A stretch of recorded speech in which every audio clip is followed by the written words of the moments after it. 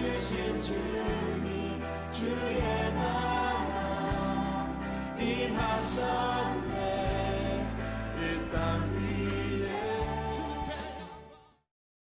여러분, 오늘은 맥추 감사주일입니다. 여기서 맥추란 말은 보리추수를 뜻하는데, 히브리인들은 이 절기를 애굽에서 탈출하고 구원받은 놀라운 사실을 기억하고 감사하는 유월절이라는 절기와 한 해의 수확이 끝난 것을 감사하는 초막절과 함께 3대 절기로 지켜왔습니다. 하나님이 말씀하셨습니다. 맥추제를 지키라. 이는 내가 수고하여 밭에 뿌린 것의 첫 열매를 거둠이니라. 여러분, 룻기 전체의 개요를 우리가 먼저 정리할 필요가 있습니다.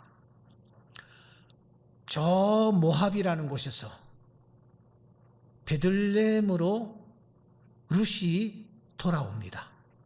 돌아오는데 그때가 언제냐? 1장 22절에 보시면 보리추수 시작할 때에 돌아왔다, 그렇게 소개를 합니다. 그러니까 2장은 자연히 보리추수가 이제 진행되는 밭에서 어떤 일이 일어났는지를 묘사하고 있는 것입니다.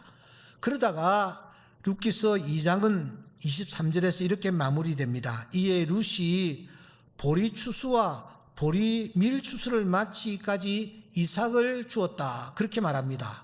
그러니까 이 룻이 이제 보리밭에서 보리추수를 하는 것입니다. 보리추수 때에 보리밭에 들어가 보리추수를 했다면 그 다음에는 여러분 자연히 이제 보리 타작을 해야 되지 않겠습니까? 그래서 오늘 3장에 보시면 타작마당이 등장을 하는 것입니다. 3장 2절을 주목하십시오. 오늘 밤에 타작마당에서 보리를 까불리라.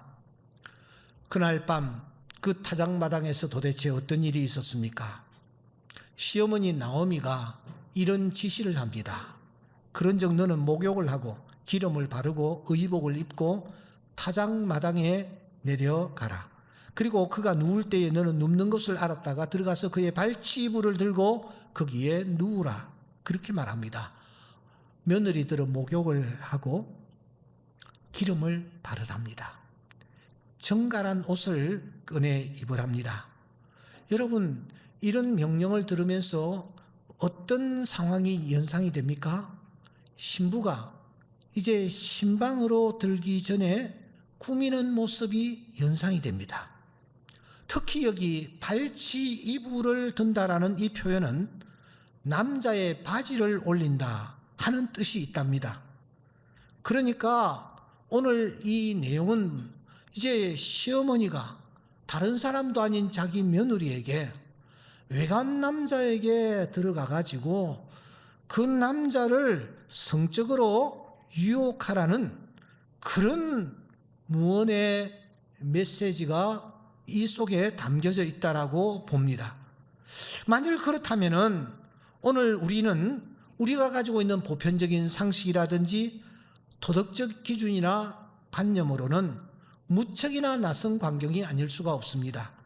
아니, 이해가 되지 않기까지 하는 것입니다. 어떻게 시어머니가 자기 며느리에게 외간 남자를 유혹하라고 이런 얘기를 하는가 하는 거예요. 더 이해가 되지 않는 것은 룻이 그 어머니의 말씀에 어떻게 반응을 보였는가 하는 것입니다. 여러분, 5절에 보면은 내가 다 행하겠습니다, 그렇게 며느리가 얘기합니다.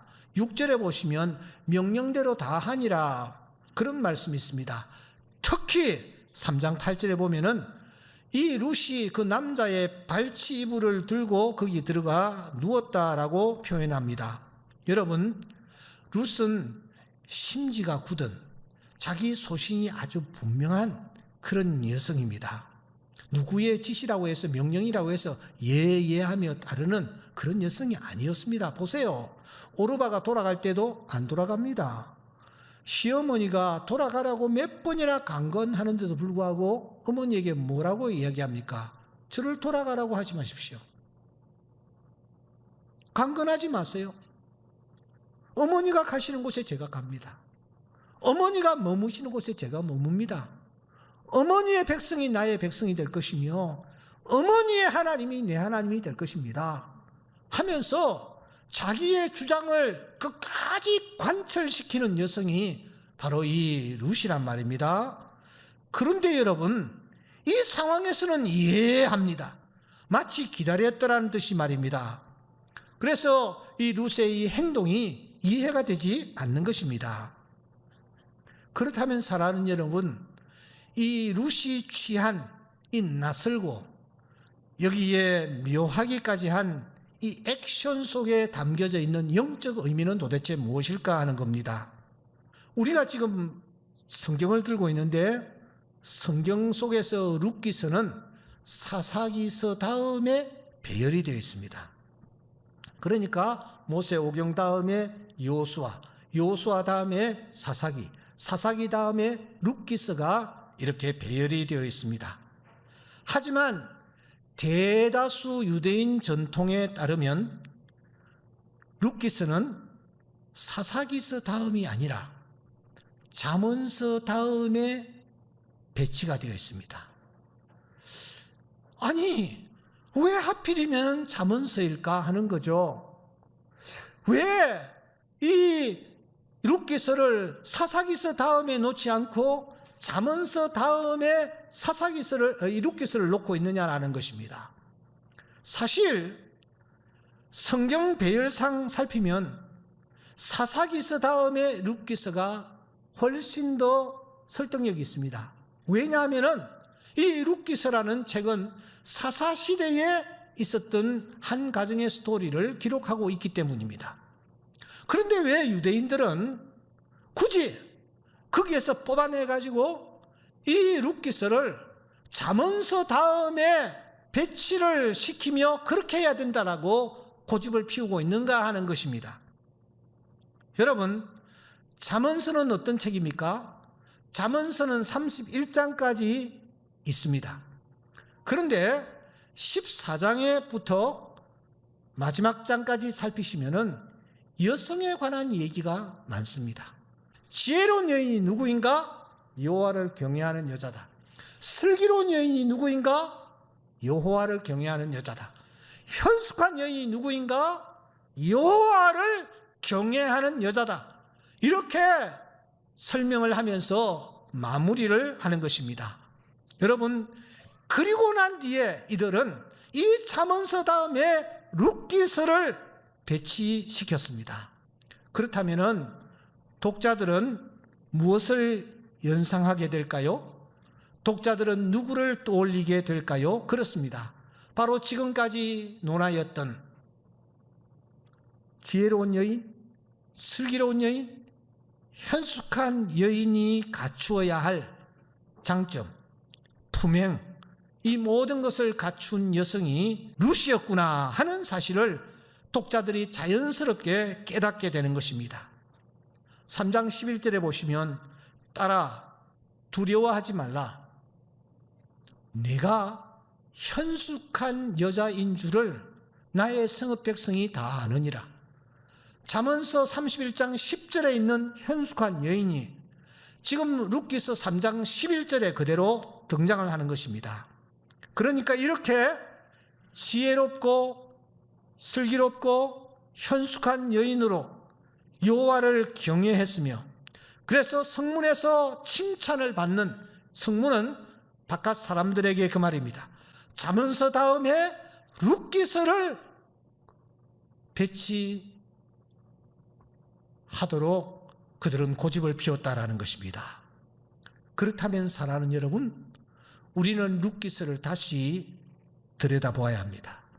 그리고 이 룻의 처신을 냉정하고 객관적으로 우리가 다시 살펴보아야만 합니다. 어떤 내용입니까? 룻과 보아스 사이에 우연과 마침이 역사합니다. 2장 3절에 보면 우연이라는 단어가 등장하고 2장 4절에 보시면 마침이라는 단어가 등장합니다. 여러분, 이 룻이 말이죠, 베들레헴에 왔습니다. 낯선 땅이에요. 땅 한 평도 없습니다. 보리 추수 시작할 때인데 먹어야 되지 않습니까? 그래서 이 여성이 밭으로 나가는 겁니다. 넓은 베들레헴의 밭들이 펼쳐지고 있습니다. 그 밭들 가운데서 누구의 밭인지 어떤 성격의 밭인지 전혀 모르는 상황에서 이 룻이 말이죠, 한 밭에 들어가는 거예요. 발을 들여놓았습니다. 발을 들여놓았는데 그 밭이 우연히 누구의 밭이더라고요? 보아스의 밭이었어요. 이게 우연입니까?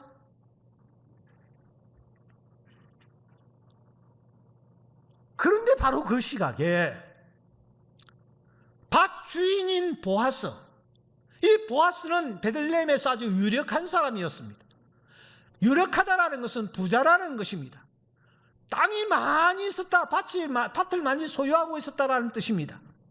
그러므로 오늘 성경에 보면은 이 보아스는 추수 때에 밭에 나올 필요가 없는 거예요.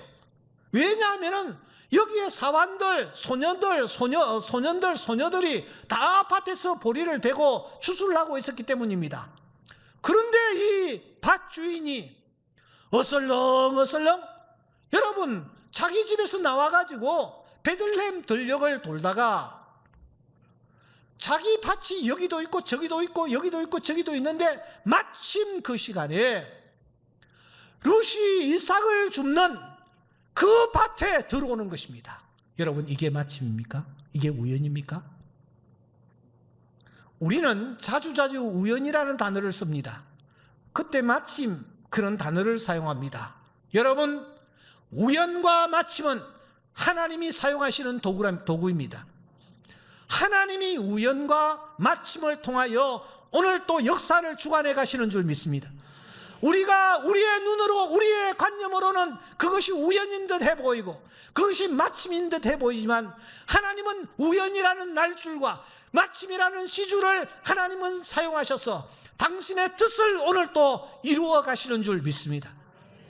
그래서 이 얘기를 들은 나오미는 이건 우연이 아니다, 마침이 아니다. 어떻게 그 밭에 들어갈 수 있었느냐야. 어떻게 그때 마침 보아스가 그 밭에 또 다시 들어오느냐 이거야. 그러므로 우리는 이 룻기를 다시 들여다보면은 아주 중요한 메시지를 발견합니다. 다시 한번 여러분 3장 7절을 주목하십시오. 7절에 보시면 가만히 가서라는 단어가 등장합니다. 이 단어는 매우 조심스럽게, 신중하게, 진중하게 처신하는 룻의 모습을 그리고 있습니다. 누군가가 그 모습을 보고서는 자신과 보아스의 의도를 곡해하여 비난하지 않도록 하기 위한 몸가짐입니다. 태도입니다. 특히 여기 문제가 되는 가서 그의 발치 이불을 들고 누웠더라라는 이 부분, 앞에서 우리는 이렇게 생각했습니다. 외간 남자를 유혹하기 위한 어떤 액션이 아니었나 그렇게 보았습니다. 그런데 무디 신학교의 마이클 헥슬러 교수는 그게 단연코 아니었다라고 주장을 합니다. 그녀의 이 행위는 보아스를 조용히 깨우려 했다라는 의도였다라는 것입니다. 그래서 8절을 직역하면은 그러자 보아스가 오한을 느끼며 몸을 움쭉거렸다, 이렇게 번역이 됩니다. 어떤 성경은 깜짝 놀라 몸을 굽히고로 번역을 했습니다. 그렇지 않습니까? 여러분, 잘 때는 발이 따뜻해야 합니다. 그런데 그 발에 밤바람이 불면서 발이 노출이 되면 나도 모르게 잠이 깨는 것입니다. 그러니까 오늘 이 본문은 룻이 보아스를 유혹하기 위해서 다가간 것이 아니라 어떤 부도덕성에 대한 그녀의 어떤 암시가 있는 것이 아니라, 여러분, 이 보아스가 잠에서 조용히 깰 수 있도록 하기 위하여 이 룻이 그런 행동을 했다라는 것입니다. 이것은 이어지는 보아스의 행동을 통해서 뒷받침됩니다. 잠이 깬 보아스를 보십시오. 여러분, 10절에 보면은 여호와의 이름으로 이 룻을 맞아들입니다. 11절, 그녀를 현숙한 여인이라고 부릅니다. 13절에 보면은 밤새도록 그녀를 보호해 줍니다. 14절, 아침에도 그녀의 평판을 지켜줍니다. 더 나아가서 이제부터 룻이 어떻게 해야 할지에 대해서까지 알려줍니다. 뿐만 아니라 이 일을 계기로 이 보아스는 룻과의 결혼을 강력하게 추진해 가는 것을 볼 수 있습니다. 이렇게 볼 때 사랑하는 여러분, 이 3장, 이 타작마당은 어떤 현장이라고 할 수가 있습니까? 룻이 무엇 때문에 그 밤에 그 타작마당에 보아스에게 다가갔을까요? 보리 추수 때에 아무것도 없었던 이 룻이 풍성한 은혜에 대해서 감사하기 위하여 다가가는 액션입니다. 지난날 이 룻은 보아스를 통해서 얼마나 큰 은혜들을 입었습니까? 헤아릴 수 없지만 크게 3가지를 우리가 떠올릴 수 있습니다. 첫째, 그는 이삭을 줄 밭을 공급받았습니다. 베들레헴은 낯선 땅이었습니다. 자기 소유의 땅은 한 뼘도 없었습니다. 그런 그가 무작정 밭에 나갔습니다. 그런 그녀에게 밭을 제공해 주고 일할 수 있는 그런 현장을 허락해 준 분이 도대체 누구입니까? 누구의 밭입니까?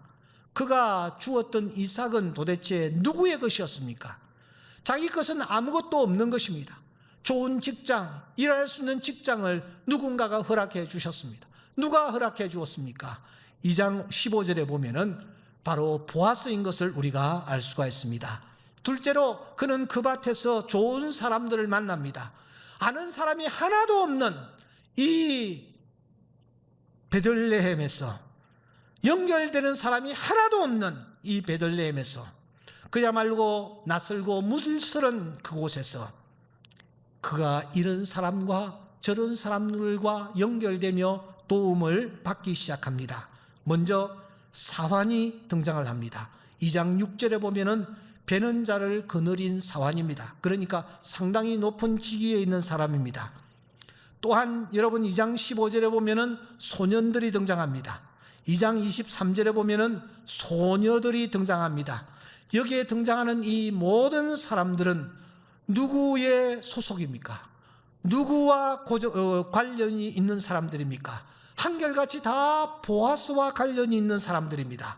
세 번째로 풍성한 양식까지 공급받고 있는 것입니다. 누가 떡을 제공해 주고 있습니까?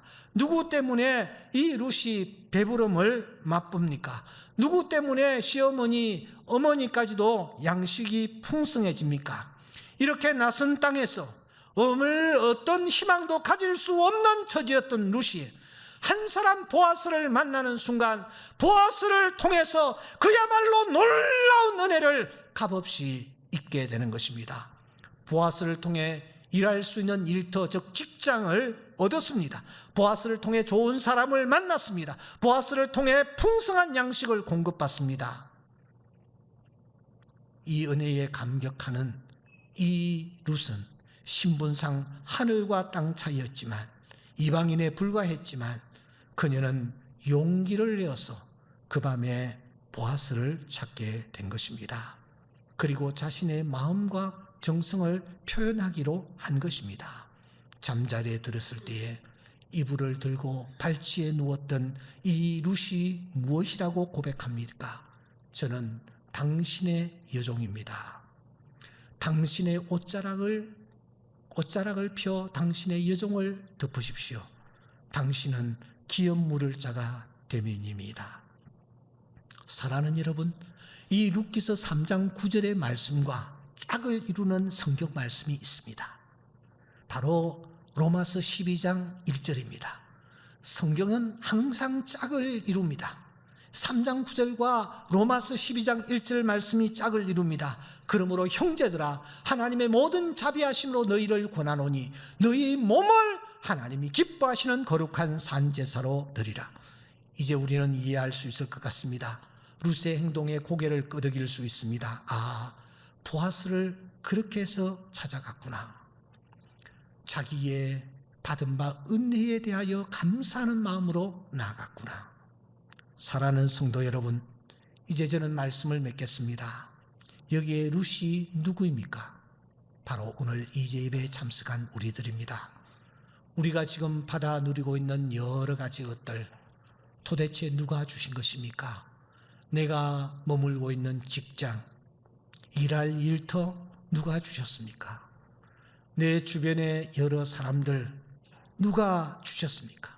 내 사랑하는 자녀를, 내 사랑하는 부모를, 내 형제를, 친척을, 친구를, 동료를 누가 주셨습니까? 누가 엮어주셨습니까? 일용할 양식은 또 누가 주셨습니까? 보아스이신 예수 그리스도인 줄 믿습니다. 그분이 오늘 우리에게 이 많은 것을 아낌없이 주셨습니다. 야고보서 1장 17절 말씀해 보시면 각양 좋은 은사와 온전한 선물이 다 위로부터 빛들의 아버지께로부터 내려왔다고 말합니다. 하나님이 말씀하십니다. 보라, 자식들은 여호와의 기업이요 태의 열매는 그의 상급이로다. 여러분의 자녀들이 잘 되었습니까? 자랑스럽습니까? 누가 주셨습니까? 하나님이 주셨습니다. 특별히 이사야서 38장 16절에서 히스기야는 이렇게 기도합니다. 주여, 사람이 사는 것이 이에 있고 내 심령의 생명도 온전히 거기에 있사오니 원하건대 나를 치료하시며 나를 살려주십시오. 사는 것이 하나님의 은혜입니다. 내 생명도 하나님의 장중에 있습니다. 우리는 감히 그분의 긍휼과 자비하심을 입을 수 없는 자들입니다. 그럼에도 불구하고 우리 주님은 우리에게 이 놀라운 은혜를 쏟아 부어 주셨습니다. 그렇다면 오늘 하루만이라도 우리도 한번 갈등을 하고 우리도 한번 고민은 해 보아야 될 것입니다. 어떤 갈등이요? 어떤 고민입니까? 시편 기자의 고민입니다. 여호와께서 내게 주신 모든 은혜를 내가 무엇으로 보답할까 하는 고민은 한번 해야 되리라고 생각합니다. 내가 무엇을 가지고 여호와 앞에 나아가며 높으신 하나님께 경배할까? 미가야 선지자의 이 갈등과 고민이 오늘 우리에게 있어야 합니다. 감사로 제사를 드리는 자가 하나님을 영화롭게 합니다. 그의 행위를 옳게 하는 자에게 내가 하나님의 구원을 보일 것이다. 내가 주께 감사제를 드리고 여호와의 이름을 부르겠다. 사랑하는 여러분, 맥주절을 맞이하여 멱주 현장에서 하나님께서 베풀어 주신 은혜에 대하여 감사하는 마음으로 보아스에게 나아가 자신의 가장 귀한 것을 아낌없이 드리려 했던 룻, 결과가 어떻게 되었습니까? 보아스는 그녀를 안전하게 보호해 줍니다. 그에게 필요한 보리를 가득 채워줍니다. 더 나아가 보아스는 그녀와 결혼을 합니다. 그리고 마침내 다윗을 낳는 명문가의 반열에 세워주십니다. 뿐만 아니라 인류의 구원자 예수 그리스도가 탄생하는 그런 은혜를 하나님께서 룻에게 허락하여 주시는 것입니다. 오늘 이 맥주 감사절을 맞이하여 우리 모두도 룻처럼 보아스이신 주님 앞에 나왔습니다. 이 시간 우리가 중심 어린 마음으로 하나님 앞에 감사할 때에 지금까지 지켜주신 하나님께서 우리의 남은 생에도 지켜주시고 인도하여 주실 줄 믿습니다.